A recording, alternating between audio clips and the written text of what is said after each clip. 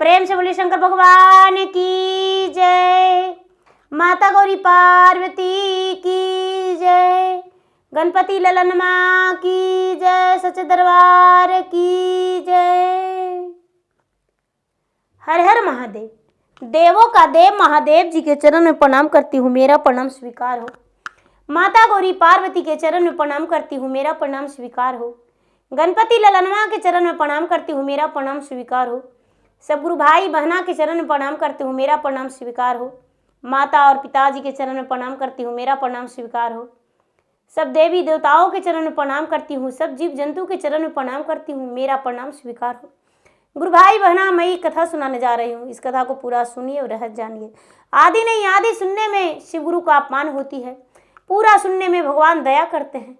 ऐसे भी दीदी भैया, इस कथा को सुनने से आपकी घर में धन की वृद्धि होगी और सुख शांति मिलेगी। जीवन में कोई प्रकार का कोई कष्ट नहीं आएगा, इसलिए कथा के पूरा सुनिए और रहस्य जानिए। ये आनंदमयी कथा है, तो प्रेम से बोलिए शंकर भगवान की जय। गुरु भाई बहना, एक बार की बात है, एक गुरु बहना थी और गिरी बहना जो थी वो भगवान के भक्ति किया करती थी, पूजा पाठ किया करती थी सच्चे मन से। लेकिन गुरु बहना बड़ी गरीब थी, निर्धन थी। दीदी उसके ऊपर इतना बड़ा विपत्ति आया, पहले से उसी शिष्या नहीं थी। उसका शादी हुआ दीदी, और शादी होने के सिर्फ 1 साल बाद उसके पति जो थे देहांत हो गए, इस दुनिया से चल गए। लेकिन दीदी होता है क्या, ओ बेचारी ओ गर्भवती रह गई। पति के मृत्यु से पहले 3 महीने का गर्भवती था, और जब गर्भवती था तो उसके गांव वाले कहने लगे कि भाई ये विधवा स्त्री के बाल काट के मुंडन करके और गांव से निकाल दीजिए। जब ऐसा बात वो सुनी तो पूरा पटका पटका के रोने लगी। लोग कहने लगे कि पति के साथ ये सती हो जाएगी, पति के साथ जला देंगे जिंदे। कई लोग कहने लगे कि इसको घर से निकाल दो। बड़े तरह तरह के लोग सवाल उठाने लगे भैया। जब सवाल उठाने लगे तो दीदी कोई नहीं जानता है किसके साथ क्या होगा। भगवान का जो मार है वो बड़ी भारी होता है। कहते हैं कि लोग लाठी पैना का मार तो सह सकते हैं, लेकिन भगवान का मार से कोई नहीं बच पाता है। तो जो दीदी थी बेचारी नई नवेली थी, ज्यादा दिन का तो बसी हुई नहीं थी। उसके सास ससुर सब कोई जानते थे कि मेरा बहू जो है वो गर्भ से है, वो प्रेग्नेंट है।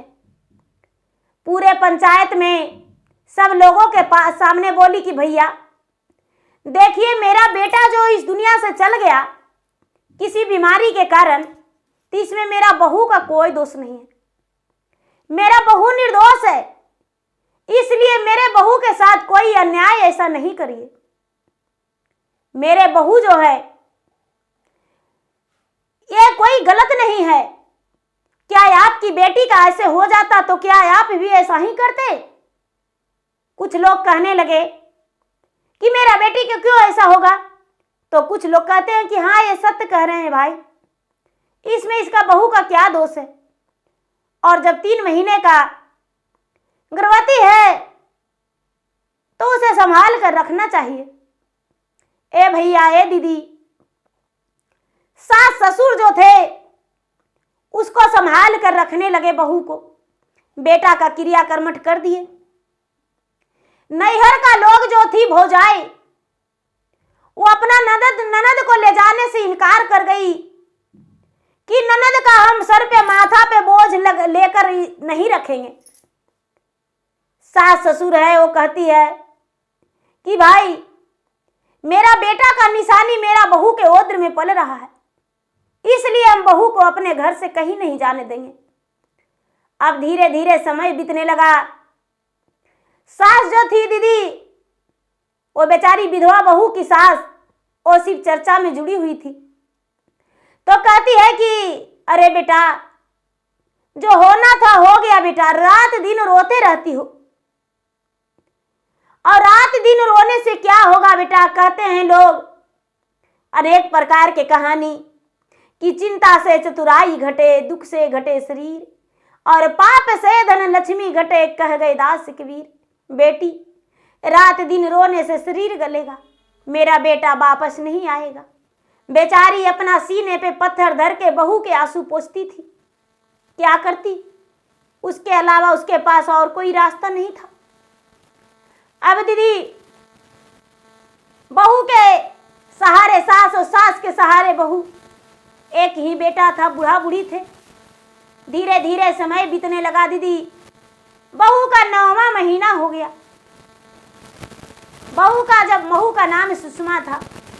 सुषमा का 9वां महीना बीत गया। अब सुषमा एक दिन अचानक 9वें महीना के बाद सास से कहती है कि माँ, आज मेरा तबीयत ठीक नहीं है। आज हम बहुत दर्द से पीड़ित हैं, क्योंकि सुषमा का प्रसव पीड़ा होने लगा। और जब प्रसव पीड़ा होने लगा दीदी, तो बेचारी छटपटाने लगी। सुषमा की सास व्याकुल हो गई। वो डगरीन के पास गई और डगरीन से जाकर बताई अपने बहू के बारे में। डगरीन कहती है कि भाई, सबके घर जाते हैं तो 16 सेर अनाज लेते हैं। हम तुम्हारे घर भी जाएंगे तो 16 सेर अनाज जरूरी लेंगे। यदि मंजूर है तो तुम्हारे घर चलेंगे, यदि मंजूर नहीं है तो हम नहीं जाएंगे, क्योंकि तुम्हें तो खाने का ठिकाना नहीं है, तो हमको सड़िया कहाँ से देगी और 16 सेर अनाज कहाँ से देगी। सुषमा की सास डगरीन को बोली कि हे बहन, अगर जो मेरा जीवन रहेगा तो अपना तन भी बेच के तुम्हारा मजूरी दे देंगे, लेकिन बहन मेरे घर चलो। ए दीदी, डगरीन आई। और जब डगरीन आई तो बहू का प्रसव करवाई। प्रसव कराते ही बेटा जन्म लिया। जब पुत्र जन्म लिया तो सुषमा पूछती है कि माँ जी, मेरा ओद्र से क्या जन्म लिया है? सुषमा के सास बोली, बेटी शांत रहो, हिम्मत धरो, पुत्र है। सुषमा का आंखों में आंसू भर आया और कहती है अपने पति को कि हे स्वामीनाथ, इस दुनिया से आप तो चल गए, लेकिन मेरा निशानी छोड़ कर गए। मेरा जीवन का सहारा हो गया। अब सास बहू अच्छे से जी लेंगे, खा लेंगे। दीदी, धीरे धीरे अब वो बच्चा बड़ा होने लगा। जो डगरीन थी, डगरीन 16 सेर अनाज, एक नए साड़ी लेकर वो अपना घर चल गई। सुषमा की सास, सुषमा और सुषमा के बच्चे, तीनों प्राणी अपना घर में रहने लगे। सुषमा की सास अपने बहू को इधर उधर नहीं जाने देती थी। दूसरा के दुखड़ा मजूरी करके लाती थी और बहू के घर में देती थी। धीरे धीरे समय व्यतीत हुआ दीदी। जब समय व्यतीत हुआ तो सुषमा का बेटा जो था वो बड़ा हो गया। उसका नाम है सोनू था। सोनू बड़ा हो गया दीदी, काम करने योग्य हो गया।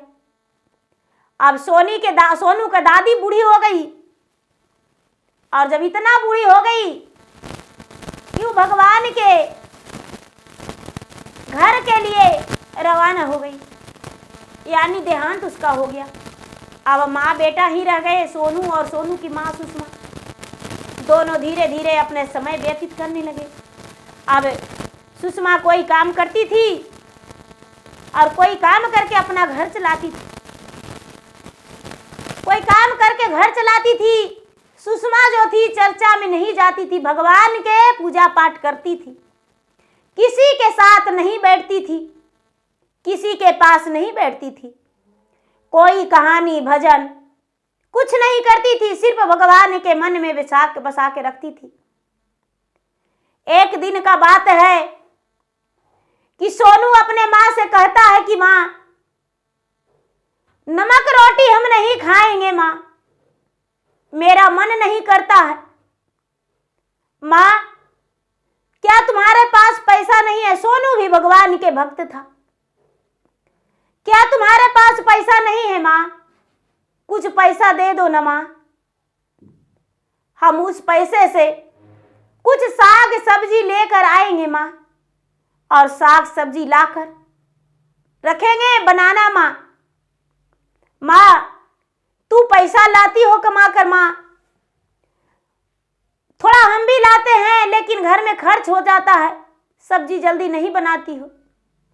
माँ भगवान के चढ़ावे के लिए लड्डू ले आती हो, धूप ले आती हो जलाने के लिए, अगरबत्ती ले आती हो माँ, घी भी ले आती हो, लेकिन माँ सब्जी कभी नहीं बनाती हो माँ। एक तो जी भर के भोजन नहीं मिलता है माँ, साग सब्जी भी नहीं बनाती हो। माँ बोली कि बेटा मेरे पास 20 रुपया है बेटा, लो 20 रुपया, जाओ बेटा साग सब्जी खरीद लेना। ए दीदी, अपने माँ से सोनू 20 रुपया ले लिया और 20 रुपया लेकर भैया घर से चल दिया। माँ बोली कि बेटा कोई अच्छा सब्जी खरीदना। सोनू बोला माँ चिंता मत करो, एक फ्लावर भी लेकर आएंगे, थोड़े सजना का दिन है, फागुन का महीना है तो सजना भी लेकर आएंगे माँ, हरा मिर्च भी लेकर आएंगे, थोड़ा धनिया पत्ता भी लेकर आएंगे। सुषमा अपने बेटे को बात सुनकर खुश हो गई। बेटा चला गया दीदी, तो रास्ते में एगो बूढ़ा बाबा मिले, तो कहते हैं कि बेटा कहाँ जा रहे हो। बूढ़ा बाबा से बोला बाबा आज हम बाजार जा रहे हैं। अब बाजार जा रहे हैं बाबा, हमको माँ बोली है सब्जी लाने के लिए। बूढ़ा बाबा कहते हैं कि बेटा तुम्हारे माता पैसा दिया है। हाँ बाबा 20 रुपया हमको माँ दी है। अरे तब तो बहुत पैसा है, 20 रुपया है तो 20 रुपया में कुछ भी कर सकते हो। ए बेटा जब तुम जा ही रहे हो तब मेरे लिए थोड़ा सा भांग लेकर आना बेटा, जो हम पीस कर पिएंगे। सोनू खुश हो गया कि चलो बाबा के लिए भांग लाना है। बोले बाबा एन मस्त बात, जरूर आपके लिए भांग लेकर आएंगे। क्या है आप भांग पीते हैं बाबा जंगल में रह के? हाँ बेटा हम भांग पीते हैं। ए दीदी जब आगे बढ़ा तो एगो बुढ़िया मिली। बुढ़िया कहते अरे बेटा तुम कौन हो बेटा, कहाँ जा रहे हो? सोनू बोला ए मामा हम बाजार जा रहे हैं सब्जी लाने। क्या बेटा तुम्हारे पास पैसा है? हाँ है पैसा, 20 रुपया है, माँ दी है हमको। जानते हैं क्या चीज लाएंगे? आधा केजी सजना लाएंगे, एक ठो फ्लावर लेंगे, हरा मिर्च लेंगे, थोड़ा धनिया पत्ता भी ले लेंगे। रास्ते में एक बाबा मिले, उनके लिए थोड़ा भांग भी लेंगे। तो माता कहते हैं कि बेटा देखो ना बेटा मेरा कपड़ा फट गया है, मेरे लिए एक चुंदर लेकर आना बेटा। कहते हैं अच्छा मामा आपके लिए चुंदरी लेकर आएंगे, चिंता मत कीजिए। ए दीदी अब सोनू के पास 20 रुपया था, माता के चुंदरी लाने को लिए कह दिया। दीदी माता के चुंदरी लाने को लिए कह दिया। अब आगे बढ़ा तो उसको ये ध्यान नहीं रहा कि मेरे पास 20 रुपया है, माता को चुंदरी कैसे लाएंगे और भांग कैसे लेंगे। दीदी जाते जाते सबसे पहले उसको भांगे पर नजर पड़ गया। जब भांग पर नजर पड़ गया दीदी तो कहता है कि अरे 5 रुपया के भांग ले लेंगे। 5 रुपया के भांग ले लिया और भांग लेकर दीदी झोला में रख लिया। आगे बढ़ा तो देखता है कि बहुत सारा चुंदरी बिक रहा है। चुंदरी वाला के पास गया सोनू और कहता है कि ये चुंदरी बेचने वाला भैया हमको एक ठो चुंदरी दे दीजिए। चुंदरी बेचने वाला जो बजाजा भैया थे कहने लगे कि हाँ ठीक है दे देते हैं, लेकिन पैसा है? तो हाँ कितना है? तो मेरे पास 15 रुपया है। ए बाबू ये चुंदरी 20 रुपया का है। ए भैया 20 रुपया तो मेरे पास नहीं है, लेकिन देखो तुम्हारा उधारी अगर जो रखना है तो उधारी चुका देंगे, और नहीं तो देना है पड़ता है तो दे दो। वो जो चुंदरी वाला भैया थे दीदी एगो चुंदरी दे दिए, 20 रुपया इसको खर्च हो गया। 20 रुपया इसको खर्च हो गया दीदी।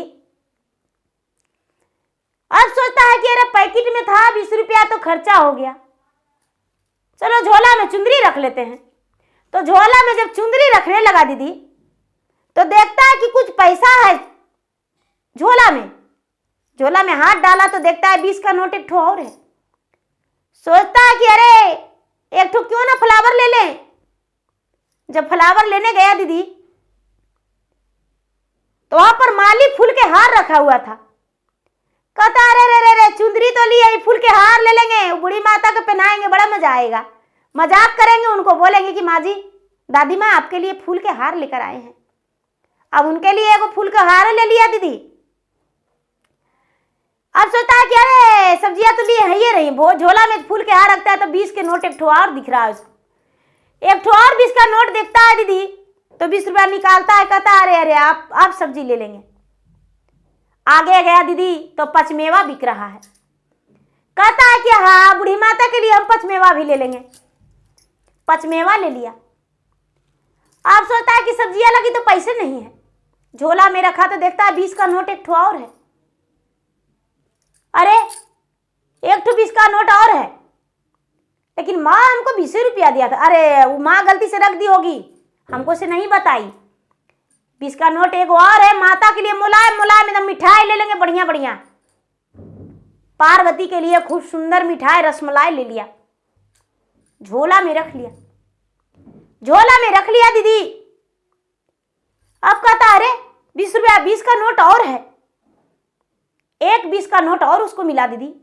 सब्जी खरीद लिया, सजना खरीद लिया, धना पत्ता खरीद लिया, हरा मिर्च खरीद लिया दीदी। अब आने लगा तो आते आते बूढ़ी माता मिल गए। बूढ़ी माता मिल गए तो सोचता है कि पहले चुंदर नहीं देंगे, पहले उनको मिठाई खिलाएंगे। उनके पास बैठ गया आगे में दीदी। माता जो थी, माता एकदम बुढ़िया जुलजुल थी। वो तो माता गौरी थे। वो तो अपने भक्त के परीक्षा ले रहे थे दीदी कि आखिर मेरे साथ ही करता है क्या। जाके और उनके पास बैठ गया और कहते हैं सोनू कि ए दादी माँ आप इस झाड़ी में क्या करते हैं, आप तो लगता है बड़े थके थके, लाइए ना आपके पैर दबा देते हैं। बूढ़ी माता कहते हैं कि बेटा जुग जुग जियो मेरे लाल, दूधो नहाओ पूतो फलो, तुम्हारा मेरा उम्र भी लग जाए, हजारों वर्ष जियो। आज मेरा पैर दबाने वाला आज तक तो कोई नहीं था बेटा, लेकिन तुम आए हो कहते हो तुम्हारा पैर दबा देंगे, मेरा पैर दबा दो। सोनू उनका पैर दबा दिया दीदी। और जब पैर दबा दिया तो कहता है माँ जी ना दादी माँ आपके लिए तो भूल ही गए, हम कुछ लेकर आए हैं। क्या जानते हैं मेरा भी एक घर में दादी थी, बहुत बड़ी भगवान की पुजारी थी, खाना नहीं खाती थी लेकिन भगवान के लिए लड्डू जरूर चढ़ाती थी। इसीलिए हम आज आपके लिए अपना दादी का याद आया ना तो आपके लिए रसमलाई लेकर आए हैं। पार्वती माता मुंह खोल दिए, बेटा खिला दो। दीदी सोनू पार्वती माता को मिठाई खिला दिया। जब मिठाई खिला दिया दीदी तो याद आया कि अरे माता के लिए दादी माँ के लिए 5 मेवा लाए हैं, 5 मेवा भी दे दिया, ये खराब नहीं होगा, ये रख लीजिए। पार्वती माता रख लिए। देखिए ना आपके लिए फूल के हार एगो लाए, बड़ी अच्छा लगता है। फूल के हार भी सोनू पहना दिया गले में। माता देखकर अपने फूल के हार बड़े खुश हो गए। बेली चमेली जूही चंपा गुलाब का माला गुथा हुआ था, धम धम धमकने लगा। खुशबू से माता का मन खुश हो गया, उनका दिल गदगद हो गया। अब सोनू में उसमें उनका प्यार उमड़ गया। सोनू में प्यार उमड़ गया कि हाँ अपना पिता का ये बालक मुख नहीं देखा है। एक माता ही इसका सहारा है। कितना निर्धन है, और हम भी कितना लालची। इसके माता ने 20 रुपया दिया, लेकिन मेरे लिए ये पहले चुंदर खरीद लिया। चलो इसको झोला में कुछ दिए तो ये सब कुछ ले लिया, लेकिन मेरे लिए पहले खरीद लिया था। माता के सर पे चुंदर उड़ा दिया दीदी, और कहता है कि माँ आपका चुंदर बड़ी मस्त लग रहा है, लेकिन आपको क्या पता, रास्ते में एक बूढ़ा बाबा भी हमको मिले हैं, उनको लिए भी थोड़ा भांग ले लिए हैं, और उनको ले जाके और हम भांग पीस के सिलवट पर उनको लाके पिलाएंगे। माता जो है बड़े प्रसन्न हो गए। माता प्रसन्न होकर कहते हैं कि बेटा एगो हमको तुम काम करेगा क्या? ए बेटा, जब घर जाना बेटा तो माँ से बोलना कि माँ, एगो माँ मिले थे, दादी माँ, वो बोले चर्चा बढ़ाने के लिए। बोले अवश्य कहेंगे, हमको माँ ऐसे भी भगवान के भक्त है, हम भी भगवान के भक्त हैं, हम कहेंगे। ए दीदी वहां से चल दिया। आते आते आते जंगलवा में तो बैठल थे शिव गुरु एगो बूढ़ा के रूप में। शिव गुरु को नजर पड़ा तो कहते हैं कि ए बेटा हमको लगी लेके आया। कहते बाबा सबसे पहले आपके लिए हम भांग लिए हैं, ऐसी घोटवाएंगे, देखिए पत्थर है, हम इसको ऊपर पीस देते हैं। बाबा के कमंडल से पानी लेके दीदी सोनू भांग पीस दिया, और भांग पीस के दीदी और बाबा के पिला दिया। बाबा कहते हैं कि अमर रहो, खुश रहो, जीवन में तुम्हारा कोई दुख नहीं होगा, जाओ तेरा हर इम्तिहान पूरा हो गया। ए दीदी सोनू घर चल गया, और जब सोनू घर चल गया दीदी तो मां बोली कि बेटा, बोला लाया सब्जी? तो हाँ मां लाए। क्या क्या लाया बेटा? अरे 20 रुपया के एक फ्लावर दिया मां, अब 20 रुपया के आधा केजी सजना दिया माँ, आधा केजी हरा मिर्च भी ले लिए हैं, आधा केजी धनिया पत्ता भी ले लिए हैं, आज बड़ा अच्छा सब्जी बनाना। माँ कहती है बेटा तुम्हें हम सिर्फ 20 रुपया दिए थे, इतना सारा कहां से लाया, किसको चोरी किया? अरे माँ झोला देखो, चोरी किसको करेंगे? झोला माँ देखती है दीदी तो झोला में सिर्फ रुपया सरिया के रखा हुआ है और सब्जी ऊपर में है। ये सब कहां से आया बेटा? अरे माँ हम नहीं जानते हैं, रास्ता में एगो बूढ़ी माँ मिल गए थे, एगो बाबा भी मिले थे, उनको लिए भी हम भांग ला के दिए और चुंदरी ला के दिए, पचमेवा, मिठाई, फूल के माला, सब कुछ दे दिए। ए दीदी इसको पर वो कहती है कि ये सब कहां से लाए बेटा, सच बताओ, चोरी किया बेटा? नहीं माँ हम चोरी नहीं किए, मेरा झोले में था। गुस्सा मत करो माँ, हमको गुस्सा आ जाएगा। सुषमा चुप हो गई। बेटा जो था, बेटा माँ से बताना भूल गया दीदी। आवे सांझ बीत गया, सब्जी बना के खा ली, सुषमा पैसा खर्च करने लगी, पैसा खर्च करने लगी दीदी। अब सुषमा अमीर बन गई, वो अपना घर द्वार बनाने के लिए भी तैयारी कर दी। घर में रुपया पैसा इतना हो गया उसको कि घर में सब कुछ लाकर खरीद के रख ली। 1 दिन बीता दीदी, 2 दिन बीता, 4 दिन बीता, 5 दिन बीता, 8 दिन बीता दीदी, 10 दिन बीता, लेकिन सोनू जो था, सोनू अपने माँ से नहीं बताया। 4 महीना, 6 महीना दीदी, साल भर बीत गया, लेकिन सुषमा दीदी चर्चा नहीं बढ़ाए, चर्चा नहीं बढ़ाए दीदी, और सिर्फ भगवान की याद करते थे। पार्वती माता कहते हैं कि अब तो उसको दुख का पहाड़ था वो भी हटा दिए। उसका बेटा जवान हो गया, ज्ञानी हो गया, फिर भी चर्चा कभी बढ़ेवे नहीं करती है, किसी से बतेवे नहीं करती है मेरे बारे में कि ये धन कहां से आया, कौन दिया। हे भगवान, दीदी अचानक एक दिन सोनू बीमार पड़ गया, इतना जोर से बीमार पड़ गया दीदी, इतना जोर से बीमार पड़ गया कि एकदम सीरियस हो गया। बेचारी सुषमा बहन अपने गांव पड़ोसन के बुलाए, गांव वाले मिलकर दीदी उसे डॉक्टर के पास ले गए। डॉक्टर पर डॉक्टर सब जवाब दे दिए। सुषमा निराश होकर दीदी अपने बेटा को घर ले आई, क्योंकि बेटा का दम टूट चुका था। अब सुषमा बिल्कुल टूट चुकी थी, उसके पास कुछ नहीं था, पूरा संसार उसका उजड़ गया था। भला इस दुनिया में जिसका पति नहीं है, जिसका पुत्र नहीं है, तो उसका संसार में क्या रहेगा? कुछ नहीं। ये तन माटी का रह के क्या करेगा? जो इस माटी का तन का कोई देखने वाले नहीं है, कोई पूछने वाले नहीं है कि खाना खाई हो या नहीं, तो भला इस तन रहने से क्या फायदा? सुषमा जो थी दीदी,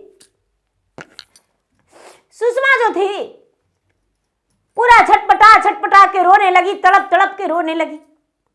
पूरा गांव वाले, मोहल्ला वाले आए, सुषमा के बेटे को मां से छुड़ा दिए, और मां जो थी रोते रोते बेहोश हो गई। बेटा को सब मिलकर दीदी स्नान करवाए और अर्थी सजा के और लेकर चले गए मसान घाट। जब शमशान घाट लेकर चले गए तो ले जाने से पहले बुढ़िया माता जो थी वही आई दरवाजे पर, कहती है क्या हुआ बेटा, इतना क्यों सब रो रहे हैं? सब लोग बोले कि अरे बुढ़िया ये भीख मांगनी है, भीख मांगने आई है, कोई भिक्षा नहीं देगा आपको, कोई भिक्षा नहीं देगा। बेचारी विधवा थी, इसका एक ही बेटा था, वो भी इस दुनिया से चला गया, इसीलिए सब रो रहे हैं। बुढ़िया माता कहते हैं कि तनिका उघार हो रामा बबुआ के मुहा माजी, कि मुहा माऊ घारी बबुआ के देखब हो राम, कि कैसने सूरतिया बबुआ के राहेला हो राम। तो दीदी लोग जो हैं, जो कहते हैं कि अगियाज लागो बुढ़िया तोहर मीठी बोलिया रे, अरे बाजड़ पारे तोहरो सुरातिया हो राम, कि अब बबुआ जाई मसन घाटिया हो राम। सब लोग कहते हैं कि है बुढ़िया बड़ा मीठे मीठे बोल रही हो, कि इसका देखेंगे कैसा तुम हो। इसका माँ जो है बेहोश हो रही है, मर ही जाएगी लगता है। इसको देखकर टोला मोहल्ला दुनिया के रो रहे हैं, इसका सूरत क्या देखेगी? जा बुढ़िया, तुम्हारा बोली में आग लगेगा, बजड़ पड़ेगा इसका सूरत देखने में। तुम्हें क्या देखेगी? ए दीदी उनको कोई नहीं देखने दिए, सबको लेकर चले गए दीदी। अब जब सब लेकर जा रहे हैं तो गौरी मैया बुढ़िया के रूप धर के आगे आगे सब जा रहे हैं, पीछे से जा रहे हैं, पीछे से जा रहे हैं दीदी। मसान घाट गए, सब चंदन के लकड़ी लाए कि एक ही को बेटा है, चंदन के लकड़ी से इसको जलाएंगे, आत्मा की शांति मिलेगा। दीदी चंदन के लकड़ी लाए दीदी, और चंदन के लकड़ी ला के सारा बोझ दिए, और सारा बोझ के और उस पर सोनू के सुला दिए, और सोनू के सुला दिए दीदी। और जब मुख अग्नि देने जा रहे हैं लोग, तो बुढ़िया माता कहते हैं कि रुक जाओ, हमको देखने दो। जब सब मुख अग्नि देने जा रहे थे तो कहते हमको देखने दो। अब सबके बात सुन सब कहने लगे नहीं बुढ़िया तू डायन हो, मार के तुम्हारा गोड़ हाथ तोड़ देंगे। अब गुस्से में आकर पार्वती कहते हैं कि अरे क्या मारेगा हमको रे, हम ऐसा श्राप दे देंगे कि इसी जगह सब जल के भस्म हो जाओगे। जितना दूर तक धुआं जाएगा उतना तक आदमी मर जाएगा। एगो बूढ़ा थे, उसको मैं दीदी गांव के कहते भाई इतना हट काहे कर रहा है, वो कौन है, कोई भी ये देखना चाहती है, देखने दो, शायद इसका पूर्वज में कोई लगती होगी। ए दीदी लोग मुंह उघार दिए। 4 जन मिली रामा मुहा, माँ उगारा ले जी मुहा, माँ उगारा ले जी, बबुआ के सूरती आया ना मोलन रे की। माता जब गईले रामा काना, माँ में बोला ले जी काना, माँ में बोला ले जी, कर बबुआ बतिया तू यादन हो राम।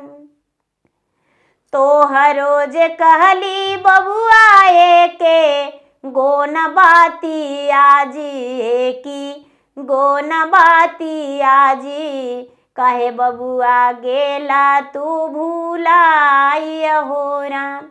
माता कहते कि बाबू एकदम धीरे धीरे कर रहे हैं कि तुमको हम एक बात बोले थे, तुम नहीं बताया किसी को। माँ को बोले थे बताना, चर्चा बढ़ाने के लिए बोला। अब दीदी सोनू उठ के बैठ गया, कहता है कि नहीं माता हम नहीं किसी से बोले हैं, अभी हम तुरंत जाते हैं, तुरंत हम आके बताएंगे। ए दीदी लकड़ी जो था सजा हुआ उसको तन पे, सारा लकड़ी कहाँ गया कोई पता नहीं, सब छितिर बितिर हो गया। सारा लोग देखते रह गए दीदी, बुढ़िया माता अदृश्य हो गए, छपित हो गए। अदृश्य मतलब हो सकता है दीदी कोई लोग नहीं समझे, तो इसलिए दीदी छपित हो गए, ऊपर गए, क्योंकि वो तो माता थी। छपित हो गए दीदी, और सोनू आगे आगे दौड़ता दौड़ता आ रहा, किसी को नहीं देखा कि मेरे साथ क्या हुआ था, हम कहाँ हैं। घर आके माँ के गले में लपट के कहता है माँ पैसवा रख ली, माँ घरवा बना ली, सब खर्चा भी कर दी, चर्चा नहीं बढ़ाई। हमको एगो बूढ़ी माता मिले थे, वो बोले थे चर्चा बढ़ाने के लिए, माँ चर्चा बढ़ाएगी ना। दीदी सुषमा का होश आ गया, बैठ के अपना बेटे के गले में लपट के सीना से लगा के कहती है कि बेटा हम आवाज से बढ़ाएंगे। तुरंत सबके कहती है कि ए दीदी ए भैया मेरा बेटा जो था मृत्यु हो गया था वो बच गया, भगवान भोलेनाथ के कृपा से मेरा बेटा बच गया। हम चर्चा बढ़ा रहे हैं कि भगवान के 3 सूत्र के ज्ञान के लोग पालन करिए। पहला सूत्र में दया मांगिए, दूसरा में चर्चा करिए, तीसरा में 108 बार नमः शिवाय जाप करके शिव गुरु का प्रणाम करिए। हे गुरु भैया बहना हम सबको कह रहे हैं, सब लोग वहां जो थे हर हर महादेव पूरा कस के बोले, हर हर महादेव, हर हर महादेव करके दीदी अब इनको कहने लगे कि भाई क्या आप किए। कहते हैं भाई बहन हम जरीगो से तो करते थे भगवान के पूजा पाठ, जरीगो से तो नहीं करते थे। जब मेरा पति का देहांत हुआ तो दुख पड़ा तो करने लगे बेटा के सलामती के लिए, लेकिन मेरा बेटा एक दिन 20 रुपया लेके जा रहा था और इसको एक माता मिले थे, देखो इसको अन्न धन सब कुछ दे दिए और मेरे साथ इतना धन संपत्ति सब कुछ हुआ। इसको बोले थे कि अपने माँ को बोलना चर्चा बढ़ाने के लिए, लेकिन हम नहीं जानते थे बेटा, हमको नहीं बताया था, अब हम चर्चा बढ़ाएंगे। ए दीदी सुषमा उसी दिन से दीदी सबसे पहले अपना घर में चर्चा करवाई और लोगों को बताई कि भैया 3 सूत्र के पालन करिए। पहला में दया मांगिए, दूसरा में चर्चा करिए, तीसरा में 108 बार नमः शिवाय जाप करिए। अब जहां जहां जाती दीदी अपने बारे में खूब सबको बताती, कोई भी बात दूसरा को बतलाती और भगवान को ज्ञान लेने के लिए सबको बतलाती। भगवान जो थे उसको आगे का विकास किए। अब उसका जीवन में कोई दुख नहीं था, सुषमा के जीवन में कोई दुख नहीं। धीरे धीरे समय बीता, बेटा के ब्याह कर दी, बहू आ गई, घर में पोता पोती अन्न धन सब परिवार भी हो गए दीदी। और नहरों के लोग उसको पूछने लगे, क्योंकि उसके पास धन भी हो गया, बेटा भी हो गया कमाने वाला, तो नैहर के लोग के लिए भी वो बढ़िया हो गई। पहले वो बेचारी माथा पर के बोझ थी। तो गुरु भाई बहना, सबसे हम विनती करते हैं, प्रार्थना करते हैं कि भगवान भोलेनाथ के जो ज्ञान दिए हैं, भगवान हरेंद्र भैया के माध्यम से जो भगवान ज्ञान है, 3 सूत्र का भगवान दिए हैं उन्हें, और वो पूरे लोक को फैलाए हैं। तो 3 सूत्र के ज्ञान को मत भुलाइएगा। पहला सूत्र में दया, दूसरा में चर्चा, तीसरा में 108 बार नमः शिवाय जाप जरूर करिएगा। तो प्रेम से बोलिए शंकर भगवान की जय। हर हर महादेव।